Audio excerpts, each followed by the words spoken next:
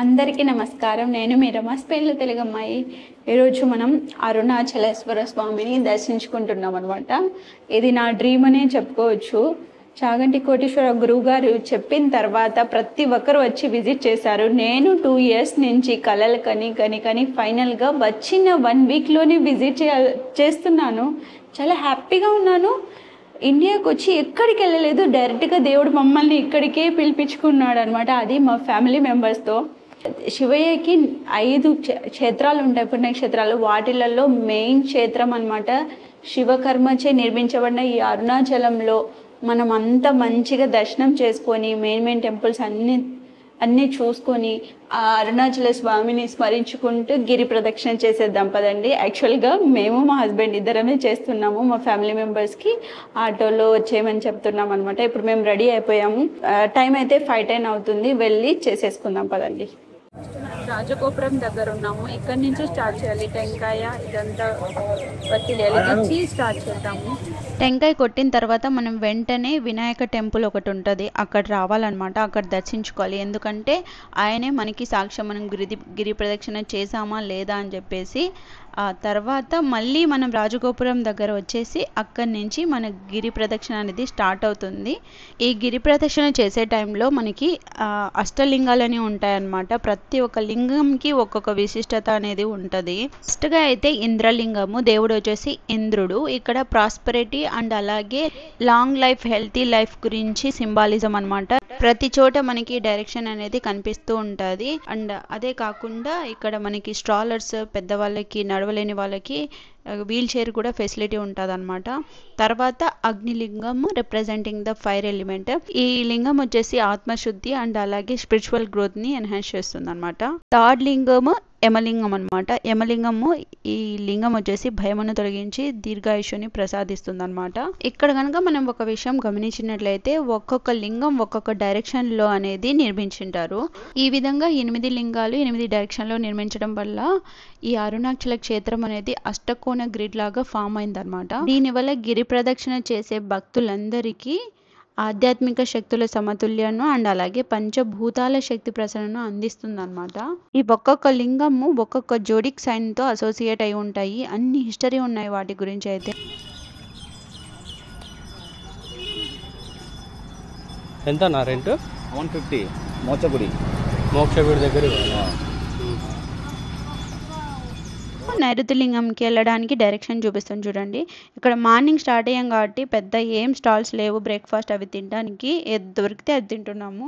Next లింగం వచ్చేసి నైరుతి లింగం అనమాట. ఈ లింగాన్ని కనుక మనం పూజించామే అనుకోండి, దుష్ప్రభావాలు అన్ని తొలగిపోయేసి దురదృష్టం నుంచి విముక్తి లభిస్తుంది. అయితే దోశ స్టాల్ అయితే కనిపించేసింది. మార్నింగ్ నుంచి ఆకలి దంచుతుంది, కానీ ఒక్క స్టాల్ కూడా లేదనమాట. మేము అదే అనుకున్నాము, గిరి ప్రదక్షిణ చేసేటప్పుడు ఇన్ని స్టాల్స్ ఉండాలి కదా, ఒకటి కూడా లేదే అనుకున్నాము. సో ఫైనల్గా అయితే ఇప్పుడు మనం దోశ వేయించుకున్నాము. దోశ అయితే చాలా టెంప్టింగ్గా ఉంది. చట్నీ చూస్తే వాటర్ చట్నీ లాగా ఉంది, బట్ ఇట్స్ ఓకే. ఇప్పుడైతే జరగాలి మనకి. తర్వాత ఆ దోశ స్టాల్ వెనకాల జింకలు కూడా ఉన్నాయన్నమాట. ఎవరైనా గిరి ప్రదక్షిణ చేసే వాళ్ళు ఈ వీడియో కన్నా చూసినట్లయితే కొన్ని ఏమన్నా ఫ్రూట్స్, అవి క్యారెట్స్, వెజిటేబుల్ అవి తీసుకెళ్ళండి. ఇంకా వీటిని ఫీడ్ చేస్తే కూడా కొంచెం సాటిస్ఫాక్షన్ వస్తుంది. మేమైతే తీసుకెళ్ళలేదు. తర్వాత ఈ లింగాలే, అష్టలింగాలే కాకుండా మెయిన్ కొన్ని టెంపుల్స్ ఉంటాయి, అవి కూడా విజిట్ చేయండి. అండ్ కొన్ని రుద్రాక్షలు ఇట్లా అమ్ముతున్నారు అనమాట. ఈ కొన్ని క్యూట్ స్టాల్స్ కూడా భలే ఉంటాయి. ఇవి జపమాలలు అమ్మేటివి, రిగార్డింగ్ ద శివ థింగ్స్ అన్నీ అమ్ముతూ ఉంటారు. అండ్ తర్వాత ఈ సింగిల్గా ఇక్కడ నంది ఉండే భలే నచ్చింది నాకైతే. అక్కడ కూడా కాసేపు దర్శించుకున్నాము. ఇక్కడ మనకి ఒక మురుగన్ టెంపుల్ ఉంటుంది అనమాట, లార్డ్ సుబ్రహ్మణ్య టెంపుల్. చాలా బాగుంటుంది అది. ఈ టెంపుల్ ని దర్శించుకొని అలా ముందుకు వెళ్తుంటే సడన్ గా ఇది చూసాను, ఫీట్ మసాజ్ చేసుకోవడానికి ఆ ఫెసిలిటీ కూడా ఉండే. భలే అనిపించింది ఇది. తర్వాత ఇంకా కోకోనట్ చూసారా, దీంట్లో మొలకలు వచ్చిన కోకోనట్ ఎప్పుడు చూడలేదు. ఇది చూసాను, ట్రై అయితే చేయలేదు. నెక్స్ట్ మనం చూడబోతున్నాము సూర్యలింగం అనమాట. సూర్యలింగం అనేది నాట్ పార్ట్ ఆఫ్ ది అష్టలింగ, ఇది ఆప్షనల్ 9th లింగ అనమాట. సూర్యలింగాన్ని దర్శించుకున్న తర్వాత అలా వెళ్తుంటే బాబా టెంపుల్ కనిపించింది. చాలా స్పేసియస్ గా ఉంది, బట్ కానీ వాళ్ళు ఫొటోస్, వీడియోస్ అలో చేయలేదు. ఇక్కడ చూడండి బయట నుంచి ఎంత స్పేసియస్ గా, చాలా బ్యూటిఫుల్ గా ఉంది టెంపుల్ అయితే. ఈ 14 కిలోమీటర్ గిరి ప్రదక్షిణ చేసే టైంలో మనకు మంచి టెంపుల్స్ కనిపిస్తూ ఉంటది. అవి దర్శించుకుంటూ వెళ్ళాలి. ఇంకా ఏదైతే విష్ణు పాదాలు అనమాట, అవి కూడా దర్శించుకొని మేము ఇంకొక లింగం వరుణలింగంకి స్టార్ట్ అయ్యాము. ఈ వరుణలింగం వచ్చేసి జలతత్వానికి సంబంధించిన లింగం అనమాట. ఈ లింగంని దర్శించుకున్నట్లయితే భావోద్వేగ సంతులనం నుంచి అంటే సంతాన ప్రాప్తి కలుగుతుంది. తర్వాత అది దర్శించుకున్న తర్వాత అర్ధనారీశ్వర టెంపుల్ ఉండే, అది కూడా చాలా బ్యూటిఫుల్ గా ఉండే. అది కొంచెం లోపల ఉంటుంది. ఇవన్నీ లింగాలన్నీ రోడ్డు పైన ఉంటే ఇది కొంచెం లోపల ఉంది, దాన్ని కూడా దర్శించుకున్నాం అనమాట. తర్వాత వాయులింగం దగ్గరకు వచ్చాము. వాయులింగం వచ్చేసి గాలితత్వానికి సంబంధించిన లింగం అనమాట. దీన్ని దర్శించుకుంటే మనశ్శాంతి అండ్ అలాగే ఏకాగ్రత ప్రసాదిస్తుంది. అవి దర్శించుకున్నాక మేము అలా రోడ్డుపైకి అలా వెళ్తుంటే కొన్ని ఐటమ్స్ ఇలా కనిపించాయి కలర్ఫుల్గా. అలా కొండవైపు చూసినప్పుడు ఐ లవ్ తిరుమనామలై అని ఉండే అనమాట.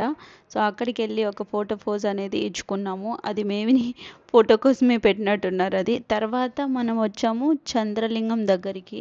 ఈ చంద్రలింగం అనేది కూడా అష్టలింగాల్లో ఒకటి కాదనమాట, కానీ మనం విజిట్ చేస్తాము ఎందుకంటే నవగ్రహాల్లో ఒకటి కాబట్టి. మనం స్టార్టింగ్లో చెప్పినట్టుగా 8 లింగాలతో పాటుగా ఇంకా బోల్డ్ అనే టెంపుల్స్ అనేటివి ఉంటాయన్నమాట. ఎస్పెషలీ ఇక్కడ చూడండి ఇంకొక లింగం ఎంత బాగుందంటే నాకు భలే నచ్చింది. ఇక్కడ ఎవ్వరు లేరు కానీ బయట నుంచి చాలా హాయిగా ప్రశాంతంగా కూర్చోవచ్చు, దర్శించుకోవచ్చు మనము. నెక్స్ట్ లింగం వచ్చేసి కుబేర లింగం అనమాట. ఇక్కడ చూడండి షెల్టర్ పెట్టారు, బాగా అనిపించింది వాక్ చేసే వాళ్ళకి ఎండలో. ఇది కుబేరుడికి అంకితమైన లింగము. ఇక్కడైతే సంపద, ఆర్థిక స్థిరత్వం ప్రసాదిస్తుంది ఈ టెంపుల్ని మనం గనక విజిట్ చేసినట్లయితే.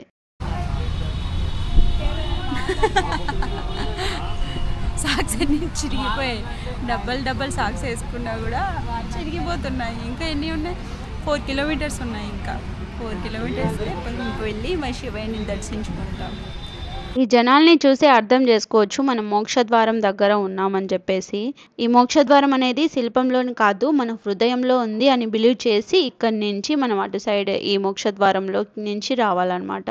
ఇది మనకి చూసిందే. ఇది అరుణాచలం తెలియని వాళ్ళు కూడా ఈ మోక్షద్వారం గురించి తెలిసే ఉంటారు అండ్ చూసే ఉంటారు. ఇక్కడ చాలా టైం పడుతుంది, 1 అవర్ నుంచి 2 అవర్స్ వరకు పడుతుంది క్యూలో ఉండి ఒక్కొక్కరు క్రాస్ చేసి రావడానికి.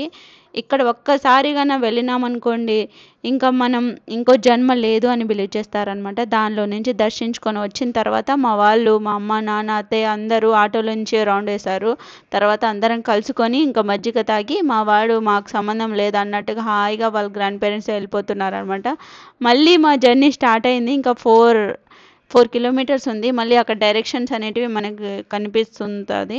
అక్కడ చూసారా సిటీలో నుంచి ఎంటర్ అయినామన్నట్టు ఉంటుంది. ఇక్కడ నుంచి మనం అలా అరుణగిరి కొండని చూసినట్లయితే అక్కడ మన నంది షేప్లో కనిపిస్తాడనమాట. అరుణగిరి కొండ అనేది ఇక్కడ చూడండి పచ్చగా ఎంత బాగా మెరుస్తూ ఉందో అసలు. తర్వాత ఇక్కడ ఎండ వాచిపోతుంది. కరెక్ట్గా 11 అవుతుంది. మేము 5కి స్టార్ట్ అయ్యాము, 11 కల్లా ఎండ చంపేస్తుంది. అందుకే పరుగు అన్నట్టు వెళ్తున్నాము. ఇక్కడ యాక్చువల్గా ఏ వెహికల్ మనుషుల్ని చూసి ఆగరనమాట, మనమే ఆగేసి వెళ్ళాలి. లాస్ట్ బట్ నాట్ లీస్ట్ ఈశాన్య లింగము. ఇది మోక్షద్వారం తర్వాత వచ్చే లింగం అనమాట. ఈ లింగం గురించి చెప్పాలంటే విజ్డము అండ్ అలాగే మోక్షాన్ని ప్రసాదించే లింగం అనమాట. ఈ లింగాన్ని కనుక మనం దర్శించుకున్నట్లయితే ఇంకా ఆల్మోస్ట్ మనకు గిరి ప్రదక్షిణ అయిపోయినట్లే. ఇప్పుడు మనం ఏం చేయాలంటే వినాయకుడి టెంపుల్కి వెళ్ళేసి మా గిరి ప్రదక్షిణ సక్సెస్ఫుల్ గా ఫినిష్ అయిపోయింది అనేసి మొక్కుకోవాలన్నమాట. స్టార్టింగ్ లో మనం గిరి ప్రదక్షిణ స్టార్ట్ చేయక ముందు వెళ్ళాం కదా, అదే ఇది టెంపుల్. గణేశుడు ఒక సాక్ష్యం లాగా సో మనం బిలీవ్ చేస్తాము. తర్వాత ఏం చేయాలంటే మనం రాజగోపురం దగ్గర మనం స్టార్ట్ చేసాం కదా గిరి ప్రదక్షిణ, అక్కడ వచ్చేసి టెంకాయ బత్తిలు వెలిగించాలన్నమాట. మేము ఏం చేసామంటే గిరి ప్రదక్షిణ ఫినిష్ అయిన తర్వాత ఇంటికి వెళ్ళేసి ఫ్రెష్ అప్ అయ్యి తర్వాత దర్శనం రావాలనుకున్నాం అనమాట. సో అలాగే చేసాము. మీకు ఓపిక ఉంటే ఇమీడియట్ గా మీరు దర్శనం చేసుకోవచ్చు. మేమైతే విఐపి టికెట్ తీసుకున్నాం. 500 టికెట్ తీసుకొని ఒక పర్సనల్ అసిస్టెంట్ లాగా వచ్చేసి అతను వచ్చి లోపలికి వెళ్ళి అంతా నీట్గా ఎక్స్ప్లెయిన్ చేసి చూపించారనమాట. యాక్చువల్గా మనం ఫ్రీ దర్శనానికి అలా వెళ్ళినట్లయితే క్యూలో నుంచి ఈ ప్లేసెస్ అన్నీ చూడాల్సి ఉండే, కానీ మాకు అలా కాకుండా లోపలంతా తీసుకొని వచ్చి ఒక్కొక్క టెంపుల్ గురించి ఎక్స్ప్లెయిన్ చేసి అలా ఎలా వెళ్తారు ఏంటి దాని విశిష్టత అనేది నీట్గా ఎక్స్ప్లెయిన్ చేశారనమాట. అక్కడ వెళ్తున్నారు కదా అక్కడ బ్రౌన్ కలర్ షర్ట్ అతనే అనమాట. సో చాలా బాగా దర్శనం అయితే జరుగుతుంది ఇక్కడ మాకు. 500 టికెట్ అనేది మేము మా ఎయిర్బిఎన్బి ఓనర్తో అడిగి తీసుకున్నాము. ఆయన ఆఫర్ చేశారు దీని గురించి. అండ్ అలాగే ఇక్కడ మనకి ఓన్లీ 50 రూపీస్దే దొరుకుతుంది కదా. ఆయన డీటెయిల్స్ కావాలంటే నేను డిస్క్రిప్షన్లో షేర్ చేస్తాను, ఆయన్ని కాంటాక్ట్ అవ్వండి.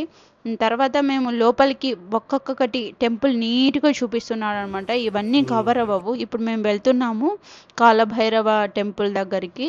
ఆ లోపల ఎన్ని టెంపుల్స్ ఉన్నాయా అని కూడా మనకు అర్థం కాదనమాట. బయట క్యూలో నుంచి షార్ట్కట్లో తీసుకెళ్ళిపోతారు. ఈ దర్శనం అయితే 1 అవర్లో ఫినిష్ అయిపోతుంది. అక్కడ కనిపిస్తుంది కదా ఈ కోనేరు, బ్రహ్మ కోనేరు అనమాట. దాని ఎదురుగా బ్రహ్మలింగం అనేది ఉంటుంది. ఈ బ్రహ్మతీర్థం అనేది బ్రహ్మ తన తపస్సు కోసం ఈ వాటర్ యూజ్ చేశారనమాట. ఇంతకుముందు గిరి ప్రదక్షిణ చేసిన భక్తులందరూ దేవుని దర్శించుకునే ముందు ఈ కోనేరులో మునిగి దర్శించుకునేవాళ్ళు. కానీ ఇప్పుడు జనాలు ఎక్కువ ఉండడం వల్ల ఇప్పుడు యాక్సెస్లో లేదు, దీన్ని క్లోజ్ చేశారనమాట. మనం కనుక క్యూలో వెళ్ళినట్లయితే ఇవన్నీ చూడలేము, యాక్సెస్ ఉండదు. మేము స్పెషల్ టికెట్ తీసుకోవడం వల్ల ప్రతి ఒక్క గుడిని ఆపి చూపించి దాని గురించి విశిష్టత అంతా చెప్తున్నారు. ఇది బ్రహ్మ కోనేరు దగ్గర నుంచి చూసినట్లయితే ఇక్కడ చూడండి ఎంత నీట్గా ఉందో. మనుషులు ఎవ్వరు లేరనమాట. ఇప్పుడు మనం చూడడానికి వెళ్తున్నాము. మనందరికీ తెలిసిందే బ్రహ్మ టెంపుల్ ఎక్కడ భూమి మీద లేదు అని, కానీ ఈ టెంపుల్లో మాత్రము బ్రహ్మ శివలింగం ఉందన్నమాట. ఇక్కడ కనిపిస్తుంది కదా అదే అనమాట. 4 డైరెక్షన్స్లో ఉన్నాయి. అది కూడా క్లోజ్ చేశారు, పూజ మాత్రం అందుకోవట్లేదు. ఇక్కడ చూడండి క్లోజ్ చేశారు. బ్రహ్మ శివలింగం మనం ఎప్పుడైనా చూసామనుకోండి చాలా అదృష్టం అంట. సో లక్కీగా మా అదృష్టం పండింది అనుకోవాలి.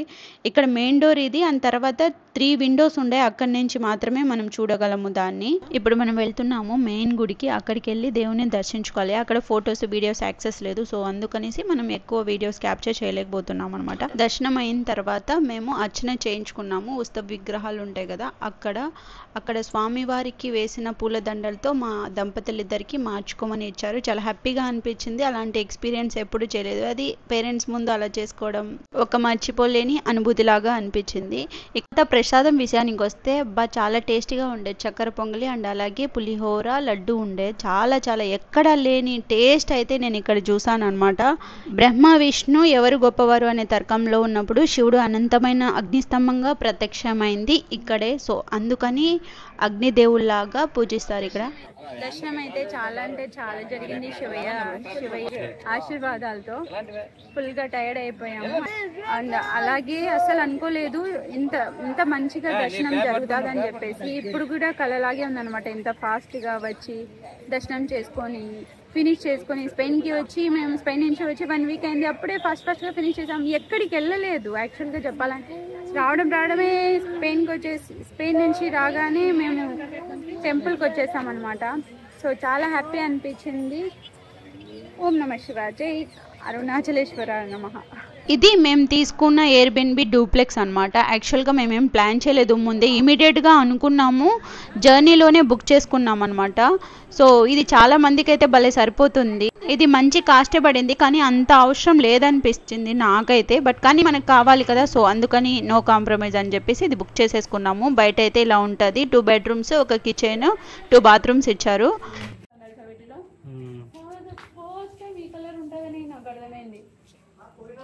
చూడు సేమ్ ఇంకో కలర్. మా ప్లాన్స్, మా జర్నీ విషయానికి వస్తే మేము మార్నింగ్ అనుకున్నాము, ఈవినింగ్ స్టార్ట్ అయిపోయాము. యాక్చువల్గా ఇన్నోవా బుక్ చేసుకున్నాం అనమాట. నంద్యాల నుంచి నైట్ 9కి స్టార్ట్ అయ్యేసి ఇంకా రాయచోటికి వచ్చాము అమ్మ వాళ్ళని పికప్ చేసుకోవడానికి. 12 అయిపోయింది. అక్కడి నుంచి ఇక్కడ రావడానికి 4 గంటలు పట్టింది అనమాట. ఇక్కడ డోర్ సిస్టమ్ కూడా చూడండి, కార్డ్తో అన్లాక్ చేయాలి. ఇంకా చేసిన తర్వాత లోపల అయితే ఇలా ఉంది. హాల్ అయితే చాలా స్పేసియస్గా ఉండే, ఎంతమంది అయినా పట్టచ్చు అనిపించింది. మేమైతే ఆల్మోస్ట్ 5 మెంబర్స్ అనమాట. సో 5 మెంబర్స్కి చాలా పెద్దది. ఇంకో 2 ఫ్యామిలీ ఈజీగా పడతారు. హాల్, టీవీ, ఇంకా డైనింగ్ టేబుల్, సోఫా అన్నీ ఉంటాయి. 2 బెడ్రూమ్స్లో 2 బాత్రూమ్స్ సపరేట్గా ఇచ్చేసాడు. ఒక కిచెన్ ఉంది. అవే మనం యూటిలైజ్ చేసుకోము, జస్ట్ ఫ్రెష్ అప్ అవ్వడానికి అండ్ జస్ట్ లైట్గా రెస్ట్ తీసుకోవడానికి అయితే యూజ్ చేసుకున్నాం దీన్ని. ఆ సైడ్ స్మాల్ టిప్స్ ఏంటి అంటే, గిరి ప్రదక్షిణ చేసే వాళ్ళు అర్లీ మార్నింగ్ అన్నా స్టార్ట్ అవ్వండి, లేకపోతే ఈవినింగ్ అన్నా స్టార్ట్ అవ్వండి, లేకపోతే ఎండ వచ్చేసి మళ్ళీ టైర్డ్ అయిపోతారనమాట. అండ్ ఇంకొకటి 2-3 పేర్స్ సాక్స్ క్యారీ చేయండి. అందరూ అందరినీ ఫాలో అవ్వడం గిరి ప్రదక్షిణ చేసేటప్పుడు. అండ్ తర్వాత డిన్నర్ విషయానికి వస్తే చిత్రభవన్ అని ఇక్కడ తిన్నాము, చాలా ఎమ్మిగా ఉంది. అండ్ అంతేకాకుండా ప్రైస్ కూడా అఫోర్డబుల్గా ఉండే అనమాట. ఇదన్నమాట మా అరుణాచల యాత్ర గురించి. ఈ వీడియో చూసిన ప్రతి ఒక్కరికి ఆ శివయ్య అనుగ్రహం ఉండాలని అండ్ అలాగే మీరు కోరుకున్న ప్రతి కోరిక తీరాలనుకుంటూ ఈ వీడియోని ఇంతటితో ముగిచ్చేసేస్తున్నాను అనమాట. ఈ వీడియో కనుక మీకు నచ్చినట్లయితే ప్లీజ్ ఒక లైక్, షేర్, సబ్స్క్రైబ్ చేయండి. అండ్ అలాగే నా ఛానల్ని ఫాలో అవ్వడం అస్సలు మర్చిపోకండి. ఇంకా నన్ను ఎవరైనా సోషల్ మీడియాలో ఫాలో అవ్వాలి అనుకుంటే నా ఇన్స్టాగ్రామ్ని క్లిక్ చేసినట్లయితే స్పెయిన్లో తెలుగు అమ్మాయి మీకు విజిబుల్ అవుతుంది. సో దట్ మీరు ఫాలో అవ్వచ్చు. Thank you so much for watching. Bye bye, అదియోస్.